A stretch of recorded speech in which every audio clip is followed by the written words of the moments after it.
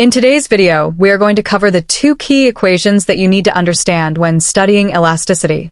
The first equation is force equals spring constant multiplied by extension. This formula links the amount of force you apply to an object with how much that object extends as a result.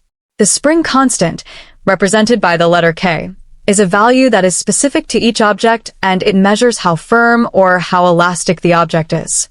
A lower spring constant means the object is more elastic and therefore easier to stretch, while a higher spring constant indicates the object is stiffer, making it harder to stretch under the same amount of force. This relationship helps us understand how different materials behave under stress. The second important equation is elastic potential energy equals 1/2 multiplied by the spring constant multiplied by the square of the extension. In this case, K stands for the spring constant and E stands for extension again, but it is crucial to remember that only the extension is squared and not the entire expression. Elastic potential energy is the amount of energy that is stored in an object as it is stretched. So for instance, if you use 100 joules of energy to stretch a spring, then that same amount of 100 joules will be stored in the spring as elastic potential energy. When the spring is released and it returns to its original shape, the energy is transferred back out, often converting into another form such as kinetic energy, which is the energy of motion. To see how these equations are applied in practice, let us go through a couple of examples. Imagine a spring that has a natural length of 0.6 meters. When a force of 14 newtons is applied to this spring, it stretches and reaches a new length of 0.8 meters. To find the spring constant, we first need to calculate the extension. This is done by subtracting the original length, which is 0.6 meters, from the new length, which is 0.8 meters. That gives us an extension of 0.2 meters.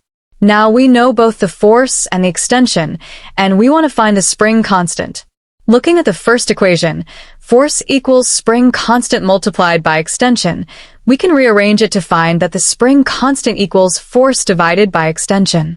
Plugging in our values, we get 14 divided by 0.2, which equals 70 newtons per meter. This value is the spring constant for this particular spring.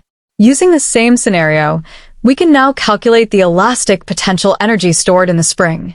This time we use the second equation, which is elastic potential energy equals 1/2 multiplied by spring constant multiplied by extension squared.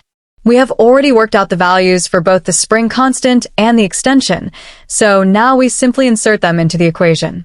This gives us 1/2 or 0.5 multiplied by 70 multiplied by 0.2 squared.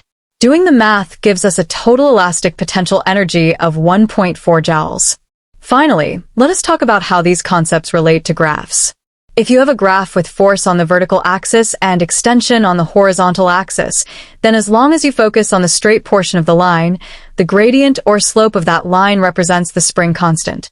The area under the curve of this graph corresponds to the energy that has been transferred to the spring, which is the elastic potential energy. One final important concept to remember is the elastic limit, also known as the limit of proportionality. This is the point on the graph where the object stops obeying Hooke's law. Beyond this point, the relationship between force and extension is no longer linear, and permanent deformation may occur. That wraps up everything for today's video. We hope you found this explanation helpful and informative. If you did, feel free to give us a like, subscribe to the channel, and we will see you again next time with more educational content.